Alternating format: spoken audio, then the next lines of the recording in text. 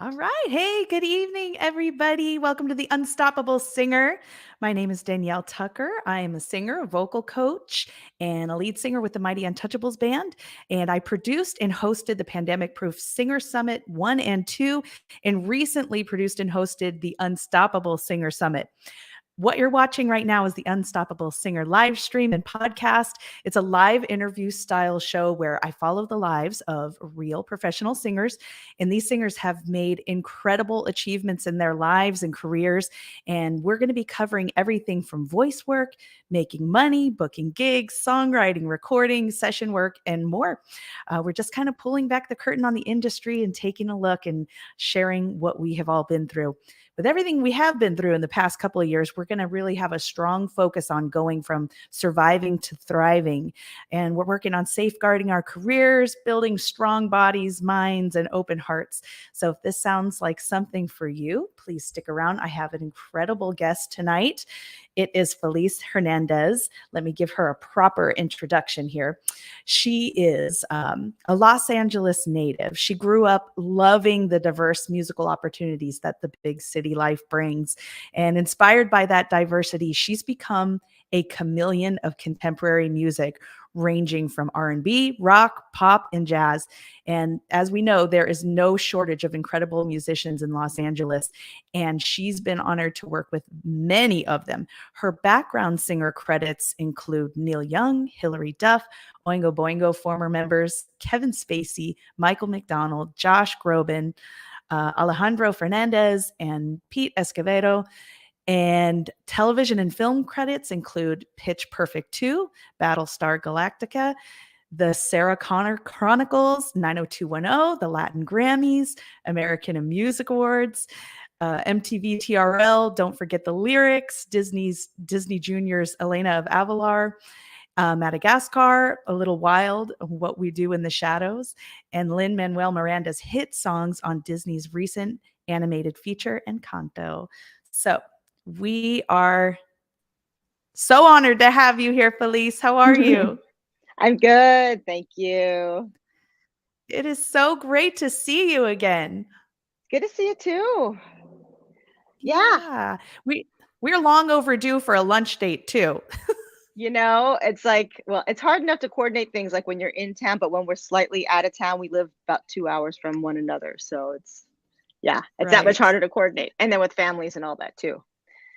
Yeah. Well, we'll have Yeah. lunch.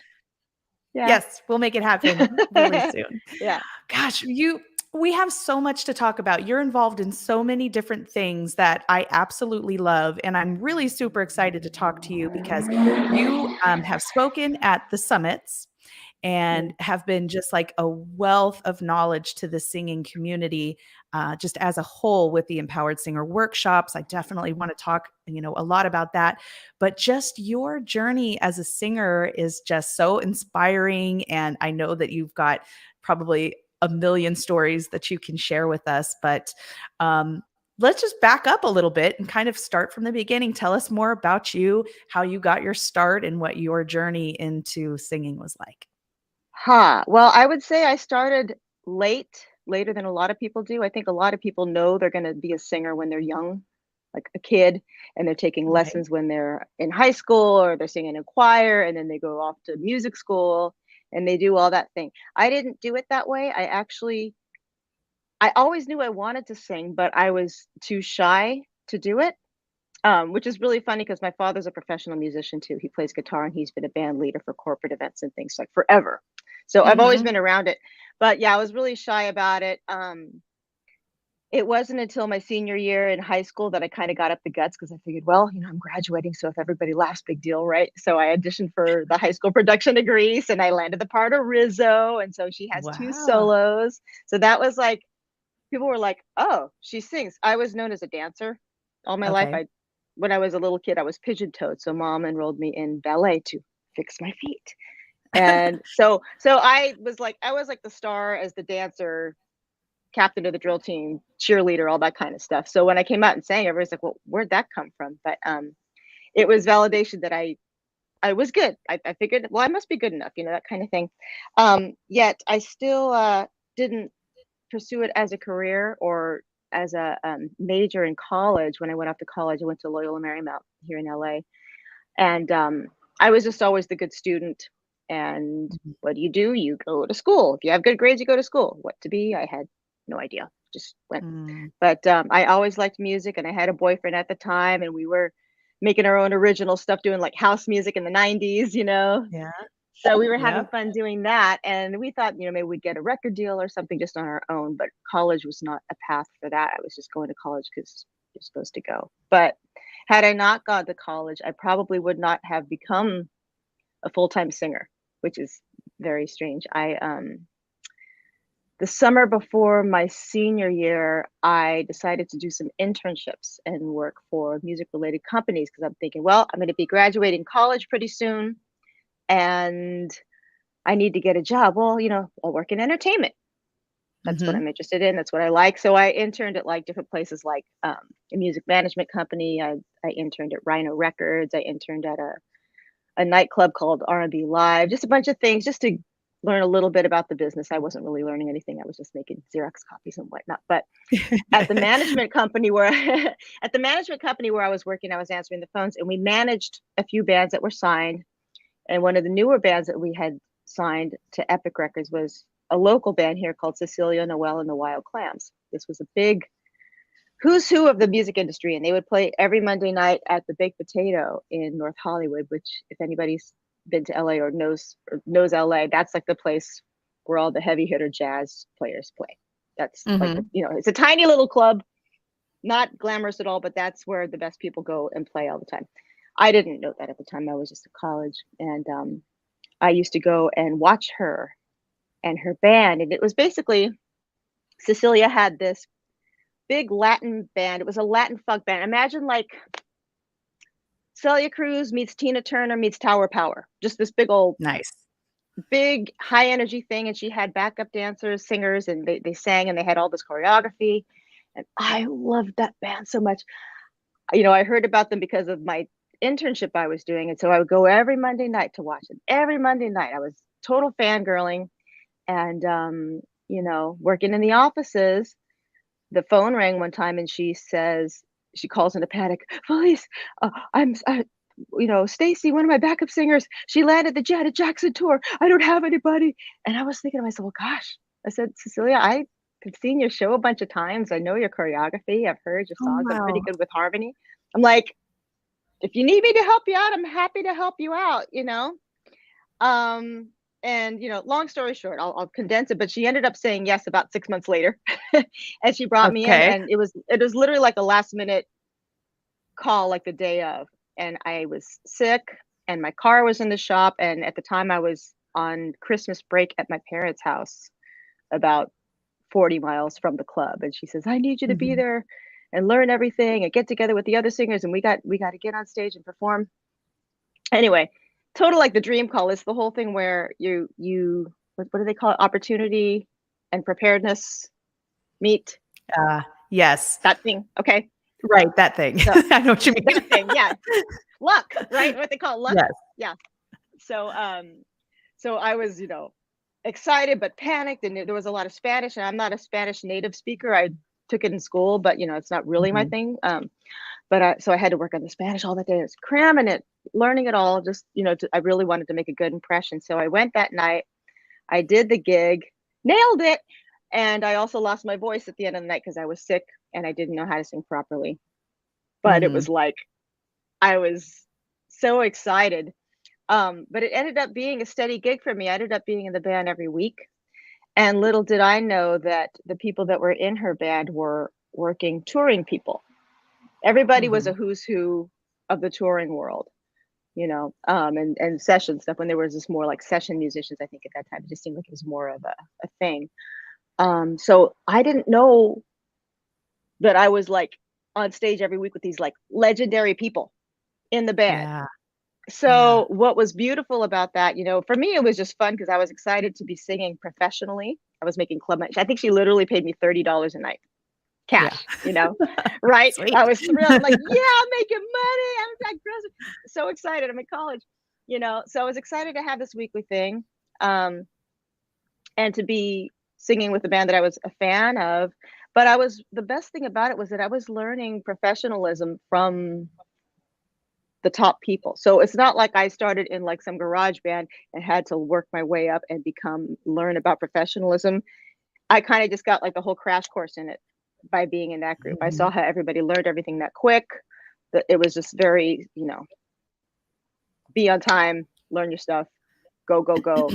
And Right. I had nothing but good examples around me Mhm. on a professional level. So that was really, really great, great training for me. And then I decided to start taking voice lessons. And then I learned how to actually sing properly Yeah. and started doing some stuff like that. And my dad, um, once he really knew I had the bug and I was getting close to graduation, he thought he'd throw me a bone. He says, "Oh, why don't you learn a handful of cover songs? And here's a microphone, and here's a tambourine, and I'll send you into sub with this person or that person in their wedding band or private event Mhm. kind of thing." So I started doing those, um, and that's kind of where I got my start. Really, was working live.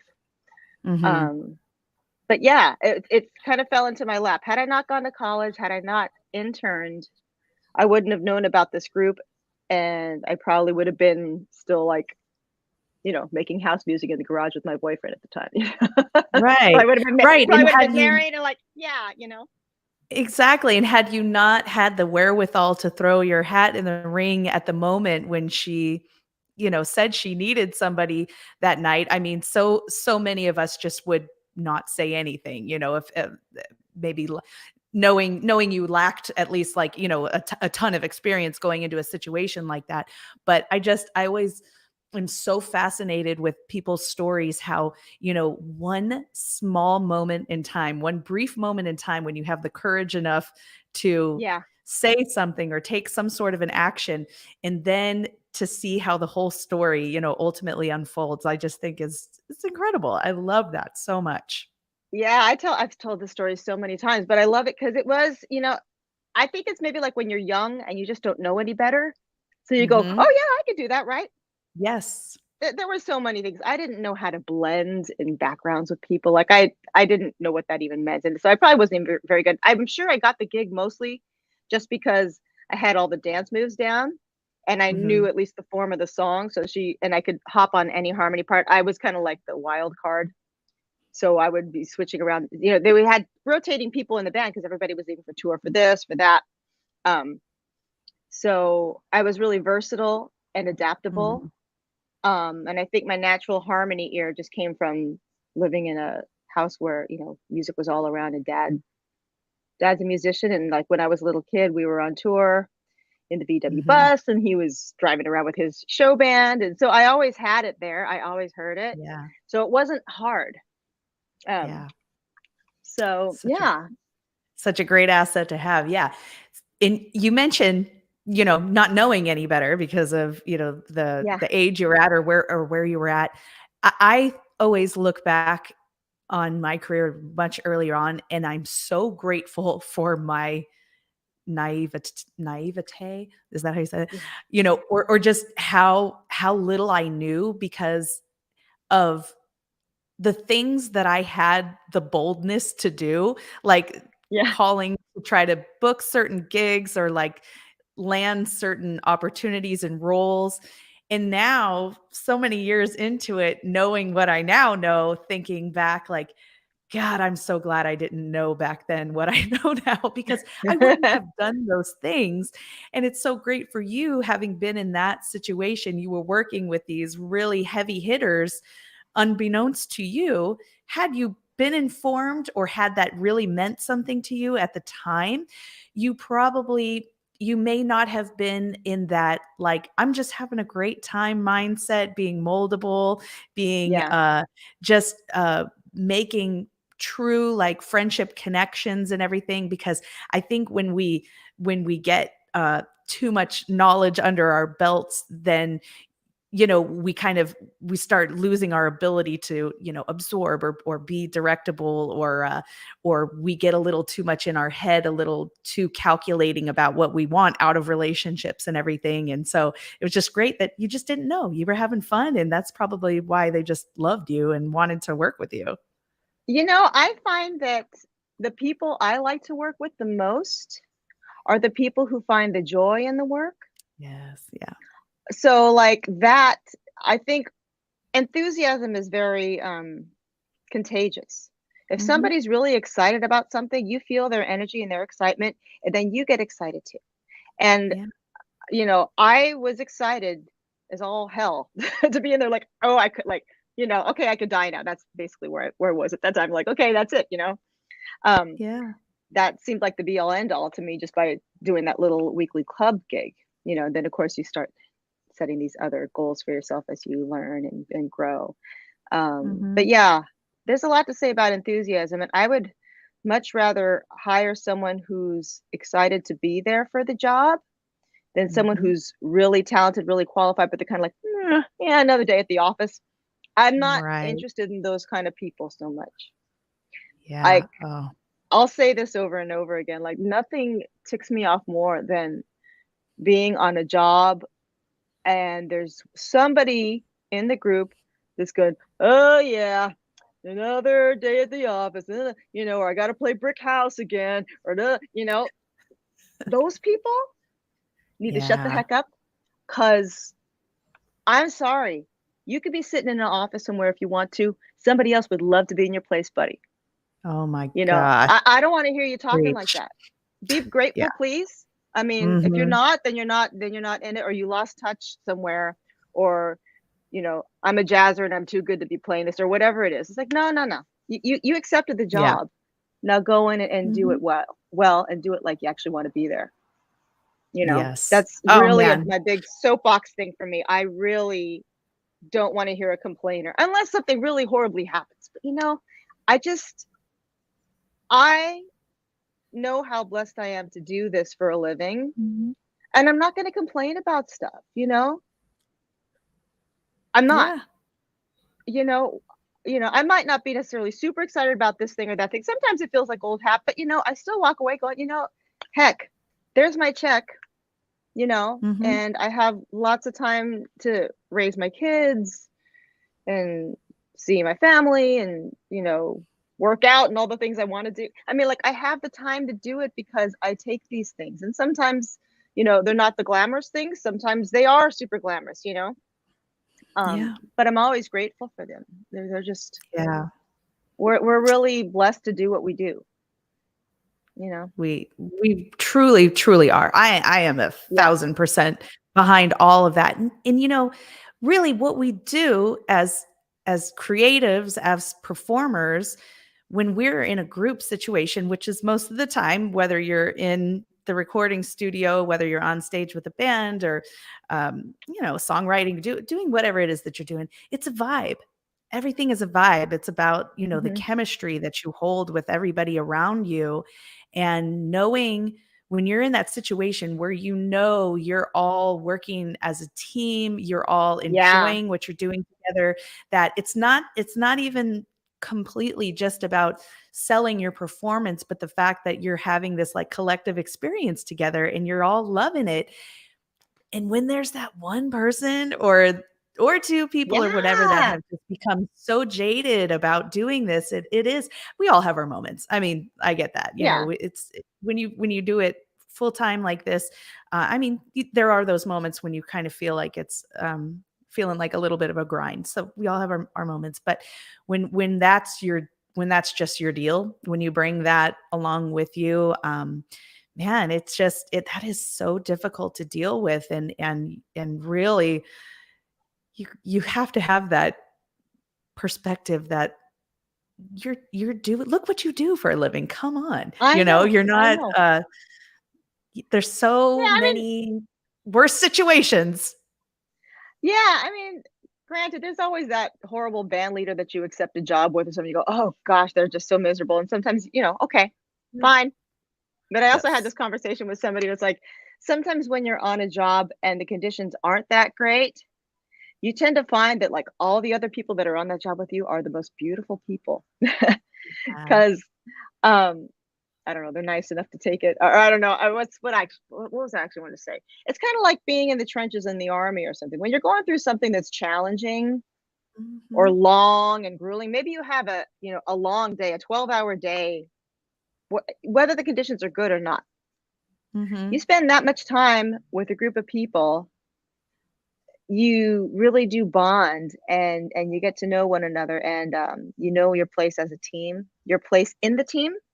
Oh, Mhm. speaking of teamwork, I'll never forget the first time I went to Nashville. Have you been? Mhm. Yes. Ah, okay.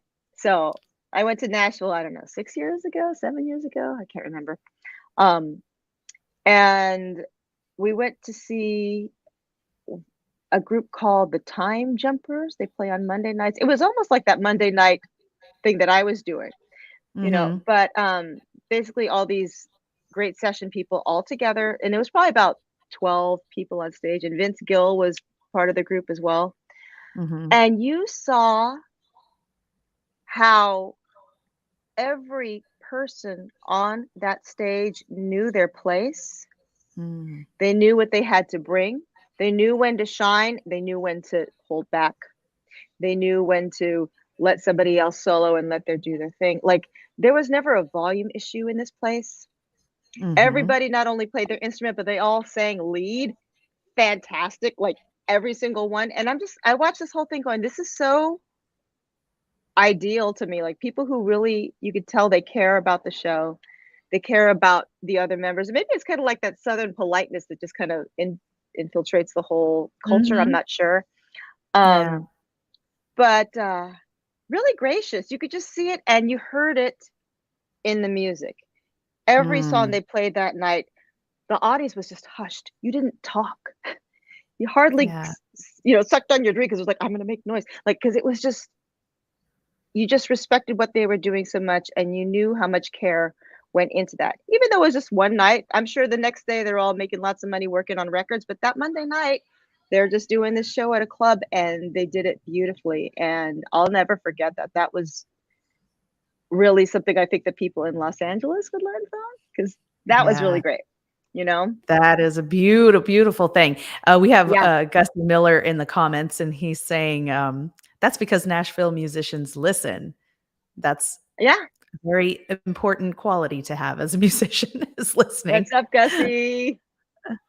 Gussie Thanks and I for have sung being together, here. I've done stuff with him. Yeah, Yeah, I know, it's really true, you gotta knowing your listen. role, staying in your lane, and having that respect for the other people that are on stage with you and not playing the whole, upstaging game. But I also think too, or at least my experience has been that because I've been in my particular band for so long and I've known these guys for decades now, Mhm. um, when you have the self-awareness and the wherewithal to really learn everybody's personalities and the qualities and assets that they're all bringing to the table, and not having, I guess, letting their unique style, their unique communication to really shine rather than trying to um make everybody be a certain way or do things the way you want them to do.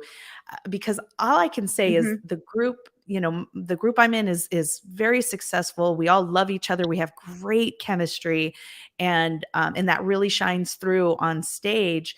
And I think it's over time we've just learned to appreciate each other's personalities, good, bad, or ugly. We've accepted Yeah. one another, and we've kind of let down the whole, I don't know, judgment and criticism, and just kind of let everybody be their own person, performance wise and business wise, and it's led us to this very long lasting group, and Yeah. just, yeah, and it Well, makes the you're whole saying this, and it experience reminds me of magical. parenting. I'm like, that's what you have to do with your kids too. It's like, Oh you my gotta god, let them be yes. that them people, the people that they are, that is who they are. And, Yep. you can either accept people as they are, or maybe you choose, Mhm. "These just aren't my people," you know? Right. Yes. And those are hard choices sometimes, because sometimes there are people who are in places of power, but, I'm like, "I just can't, Mm, this ain't working mhm. for me," you know? Yeah. Um, Mm. or you bend over backwards to try to please somebody, but then you end up being resentful and then you end up not liking your job or whatever. So it's, yeah, you got to accept people for who they are or not, Mhm. you know? Yeah. I Yeah. just think that that's why so many bands struggle to stay together. bands, Mhm. ensembles, you know, songwriting teams, when you cannot creatively get along, when you just cannot overcome those differences between each other, I see that is, it's just the downfall of so many groups, is when you just insist on things being a certain way rather than, you know, embracing, and it's really a shame. I'm so glad that you said it's like raising kids, because it's a family dynamic. You know, Yeah. families that can Uh-huh. really communicate together and just Mhm. kind of unconditionally love and support and encourage, and let people be who they, you know, let your family members be who they are. Those are the ones that stay together and are so happy, and, you know, but Yeah. the ones that, you know, Everybody's got their don't. quirks, you know? Yeah. Yeah, they really Yeah. do. Yeah, So it's you interesting. Go oh, ahead. oh, no, please, go on. No, that I'm gonna lead this into, um, session singing and people Yeah. who do that too, because 'cause we've been talking mostly about live music, but, Mhm. you know, Celia and I, with our workshops, you know, one of the more popular workshops we do is the vocal reel workshop, which is Mhm. coming up soon. But it's really interesting too, the personalities that show up there. We have, you know, maybe 6 to 13 people on the average that join the Mhm. workshop, and they all bring their own thing. And everybody's like, well, am I supposed to do this? Am I supposed to sound like, you know, oh, but she's doing that, and I shouldn't do that because that's what she's Yeah. doing. And we're going, no, no, no, no, no, no, no, no.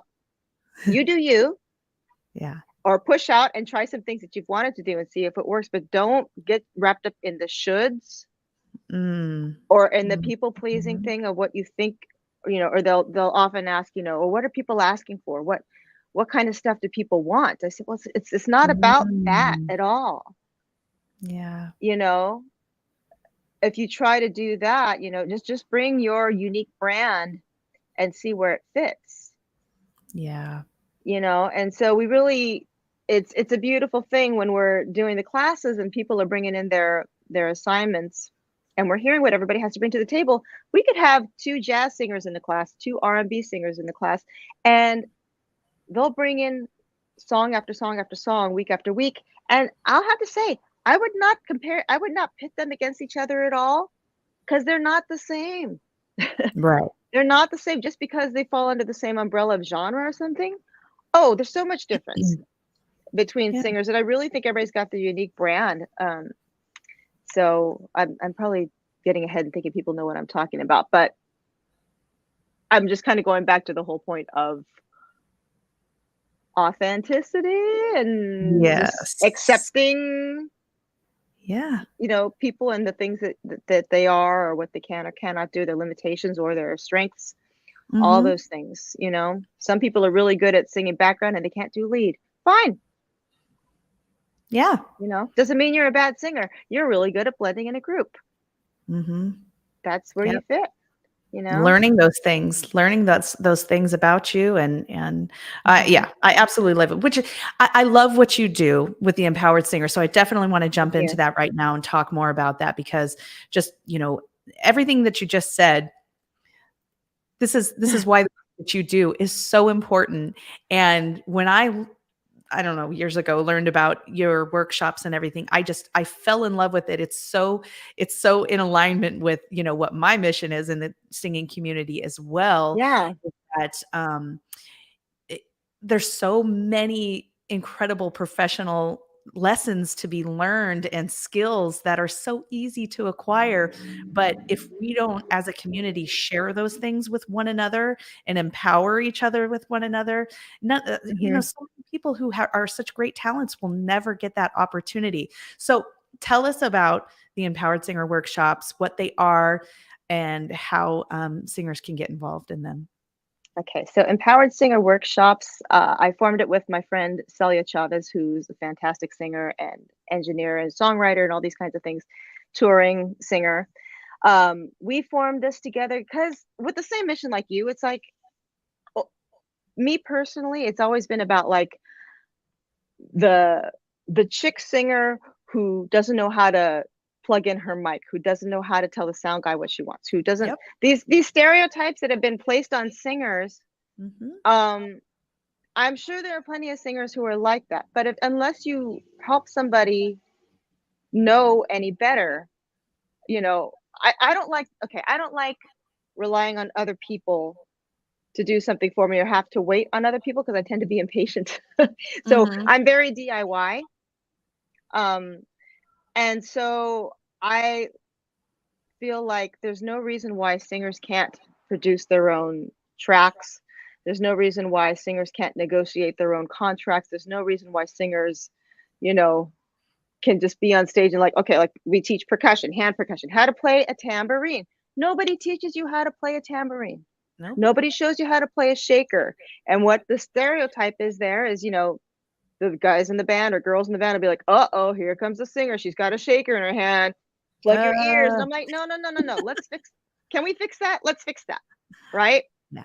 So, you know, as a percussionist, I play, and Celia is also a percussionist too. We did a, you know, percussion for singers, just how to properly pick up your instrument, you know, understanding the weight shift in a tambourine or the shaker, recognizing rhythms and knowing which instrument do I pick up, Mhm. or does it need anything at all? Maybe I don't play anything, Mhm. right? But knowing the difference, you know, learning to identify styles and rhythms, locking in with, you know, the bass and drums, all that kind of stuff. It's things that you end up learning the hard way on the job, and eventually, you know, over time you might get it. But, you know, why not teach it so that Mhm. we can like get rid of that stereotype and be like, no, they actually know what they're doing because they were taught how to do it. Yep. So the vocal reel workshop is the next one that's coming up on September 21st, and Mhm. that's a 6-week course that I lead, and Celia hops onto. That's generally my curriculum that I put together, and it's really pretty basic. You know, these are people who would want to get into session singing and they don't have a demo. Mhm. And for a long time, it was always putting together a reel, which is, you know, a lot of little 20-second clips of songs. You string them all together and you mix them and fade them in, and you've got this nice reel showing all the amazing things you could do with your voice in the studio. Mhm. Now, I know actually it was brought to my attention, and I did know this, but just to clarify, there are some people who hire singers for sessions, vocal contractors and stuff, who actually don't want reels and they just want individual clips, Mm. which that's fine too. So what we do in the classes, we strategize. The first class is we actually sit down and we have worksheets, and we're actually figuring out, what am I trying to accomplish? What am I good at? Um, who do I think is going to be listening to this? Mhm. You know, all that kind of stuff, to kind of figure out, what am I going to record? Mhm. You know, what are my strengths? Then actually every week, everybody has to turn in, whether it's self-produced or maybe it's something they've recorded before and they just have it saved on their computer or something, a 45-second clip of them singing something in the studio that they Mhm. like. And then we all sit together, grid-like fashion on Zoom, and we give our comments and tips, and you know, we might say, oh, you sound really great on that spot, so maybe you just want to highlight that, or I'd like to hear Mhm. more of this or less of this. um, and it's really fun because most of the people that are in the class are producing these demos themselves. Mhm. Some are more experienced than others. Some really don't have much experience, and they're like, I don't think it's gonna sound good. I just got this dinky little mic and garage. But we're like, listen, just do it. You know, because how do you get Mhm. good at something? How do you get good at something? You do it over and over Right. and over, Yeah. right? So every week they have to show up and bring 2 clips in because they had to spend time on it. And somebody might be like, oh my God, I slaved for 2 hours on this one little clip. And they'll talk about the engineering struggles they had or performance struggles they had. And we're all learning from everybody else. You know, Mhm. people start raising their hand saying, I've had that problem too, and I usually fix it with this, or I fix it with this, Mm. or, you know, Mhm. or I'll stand far from the mic, or I'll dampen the room, or, you know, whatever it is. So everybody's learning all about production too, which is really fun because Yeah. everybody else's struggles, we're trying to troubleshoot and help them, and we're learning as well. So it's really Right. fun. And so by the time 6 weeks is over, the people who started the class who thought they couldn't do anything have this nice shiny, you know, file full of clips that they produced for class. You know, they might have like 12 different clips of things that they recorded. And they're like, I would have never done this unless there was pressure and a deadline to turn it in every week, turn it in every week, turn it in every week. So Right. it's really good about, I love deadlines because I procrastinate and I will dilly-dally unless I have a deadline. So deadlines are awesome. So that's what this is about. It's accountability and vulnerability too, you know, because everybody's like, Mhm. oh, okay, you can play it, but oh, I don't know if you're gonna like it, right? Everybody's kind of in the spot, like, I don't know if everybody feels the same way. Even when Mhm. it's done and shiny and beautiful, right? We're also self-conscious of the, "Oh, I hope people like it, you know. Um, Mhm. Am but I gonna it's look fun because totally you, stupid when I play this? yeah, you know, oh, I put it in the wrong order. You know, we overthink and sometimes you just have to do. Yeah. Just show up and Mhm. do it. It's okay. Mhm. And guess what? If you make a reel and you don't like it, well, now you know how to make more. Keep doing them. Do as much as you want. Now you know how to record really well. Just keep recording stuff. You're going to Yeah. get like addicted to it and just keep doing it, you know? And somebody might ask for something really specific. I'm looking for a Sia sound alike. Do you have anything like that? No, but I can record one. Okay, great. Then you Mhm. do it, you know? So, Yeah. there's a lot of growth and it's really fun to see the process every week. People getting better at their production, getting better at their performances, bringing more of an emotional performance, because sometimes it can be a little Mhm. stiff because they're trying to be accurate. And accurate, you do have to be accurate, but at the same time you want to move people here because that's what they remember when they hear your demo too. Yeah. So Yeah. yeah, it's really fun. It's my favorite. I have a lot of things that I teach, but that's my favorite because I really, you see the growth because they're doing it week after week after week. Yeah, Mhm.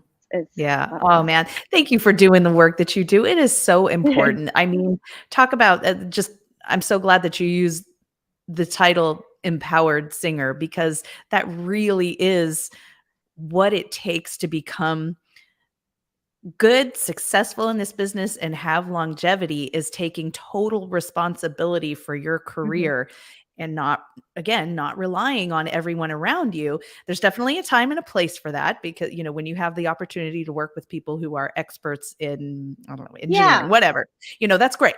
Then you can kick back and let them do their thing.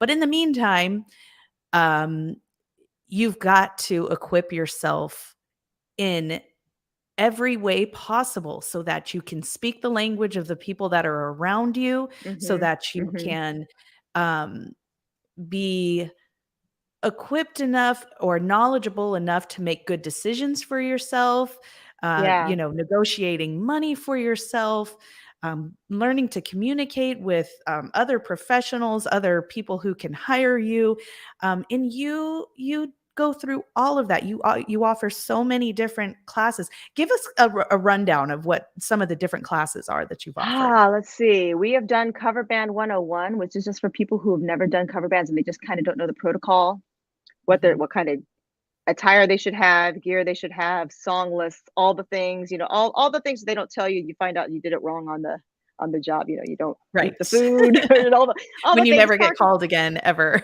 right, right. Yeah, just things like that. We did that Cover Band 101, which is fun. That was just like a one-time little seminar. Mhm. We've done something called Get Paid, which is a negotiation and contracts uh, workshop where, you know, we take real scenarios and we figure out how do we maximize this for ourselves. How do we do that thing when somebody says, uh, so how much do you charge for this kind of thing? And you go, well, you know, people right away feel that they have to just spit out a number and then they end up usually lowballing themselves because they didn't get a chance to learn more about um, the job they're getting hired for, or they didn't know enough about the client that's hiring them, things like that. So it's really just like learning how to negotiate and not being afraid of it and knowing how to. The goal is to learn how to negotiate a rate so that when you go to your job, you actually feel like that felt good. I got paid Mhm. fairly for that, you know, or they Mhm. treated me well, they fed me, or they gave me, you know, a shade or whatever it is, you know, if it was out in the sun, all the things that you don't think about that have to go into the negotiation because it's not just about money. It's, you Mhm. know, all the terms, you know, the condition, the working conditions. So Yeah. a lot of people don't think about that too. And also understanding the people that hire you, they're coming from a different place completely. than you as the person wanting to, close the deal on the Right. job too. It's very different. Mhm. And once you realize, oh, that's where they're coming from. Like, for example, a bride is hiring a band for a wedding. They've never hired musicians in their life. I'm Mhm. positive. So how would they know what to pay you? How would they know how to treat you? How would they know that you're not a DJ and you're a band and they're not going to Yeah. just send you a whole bunch of requests? Like, you have to, they're not bridezillas. They just don't know. Right. You know what I mean? Yeah. And so you have to understand, like, come from the place of empathy. Like, this is just one example of something where you would negotiate and just knowing your client, Mhm. and they are just caring that their event goes well. They want Mhm. everything to be perfect. You put them in a place where they feel comfortable and they go, "Oh, good. They know what they're doing. Ah, okay. And I'll pay top dollar because I know I trust them now because they Yes. made me feel comfortable and I know that they know what they're doing because they've done this many times before. And now I feel like I hired the right person because they understand what I need, you Yeah. know?" That's great. Yeah. And I then, came across empowered singer workshops when you had I think it was called Movement for Singers. oh, yeah. Yeah, That and too. and that struck me. I mean, I was all about that because um I'm not a dancer, a trained dancer. So movement on stage is so important, learning like just impact movements, Hmm. carrying yourself, utilizing the stage, all of those things. And I just thought, Right. God, that's so brilliant that you would put on a workshop for that. So important. Yeah, Carol Hatchett, she's wonderful. She's She's a great. dancer and choreographer and a fantastic singer too. She's done all kinds of amazing things. Mhm. And you know, it's just like some people don't even know how to stand with a mic in their hand. What do I do with my hands, or my posture? Or we actually had one guy who took the course who is a piano player. Mhm. So, okay, if you're sitting at a piano, how much movement is there? There was so much that she worked with him on, like literally how to position his boom stand because he was doing this thing, singing like this, right? Ah, yeah. And we're like, how about if you were like this? Yeah.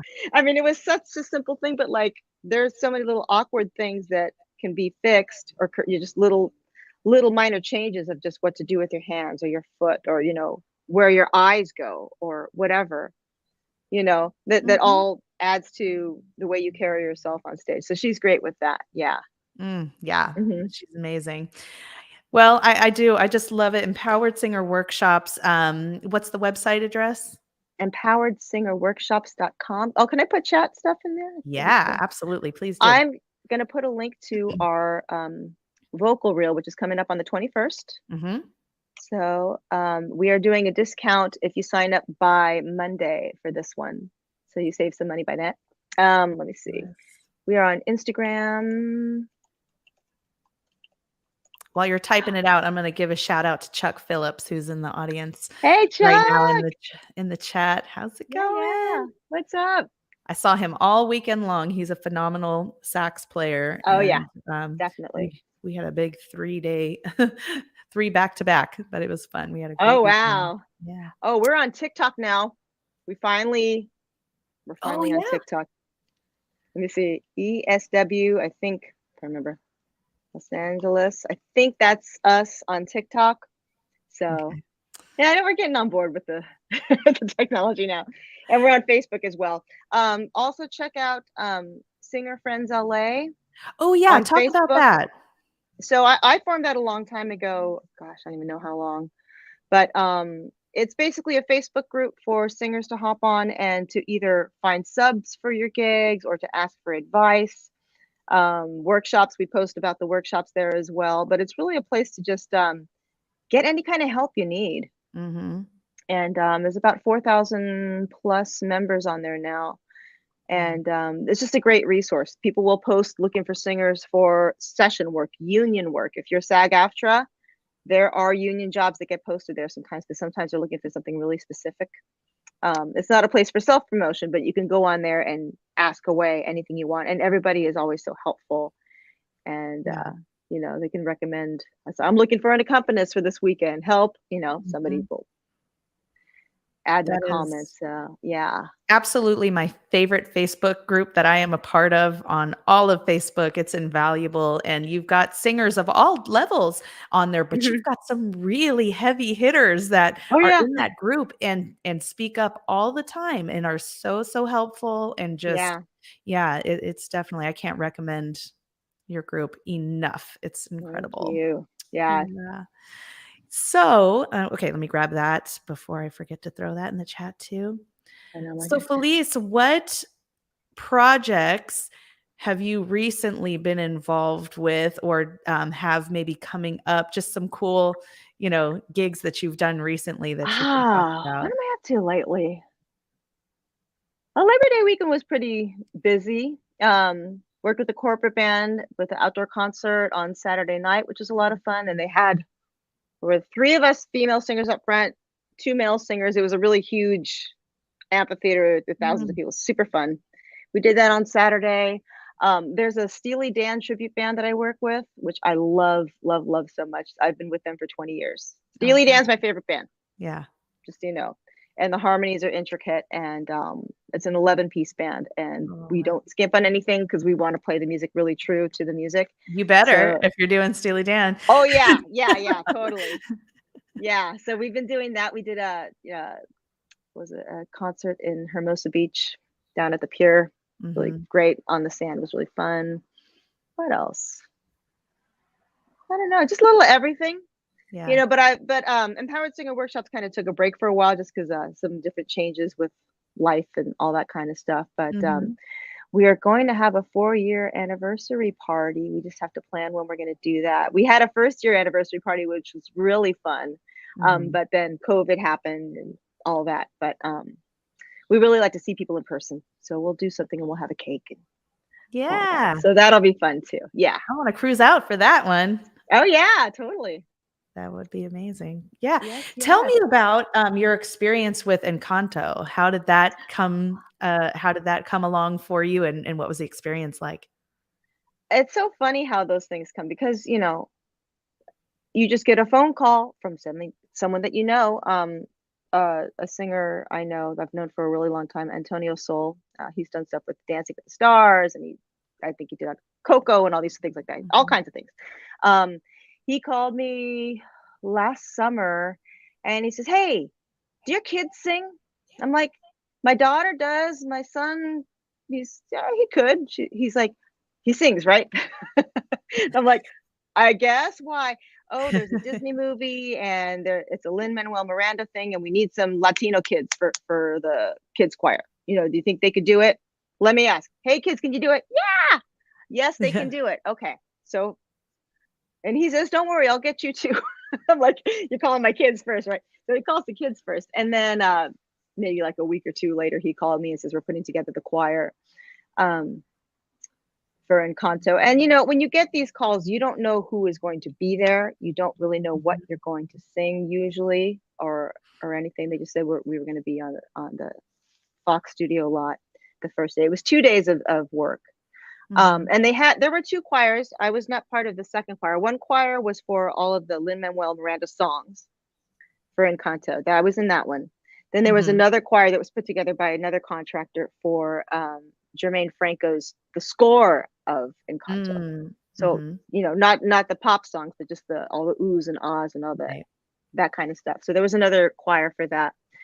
But there were 12 of us. And because they were being really strict about COVID restrictions, we each had our own mic and our own little like partitioned booth. So it was a Mhm. huge sound stage, and we all had our own little spot with our charts.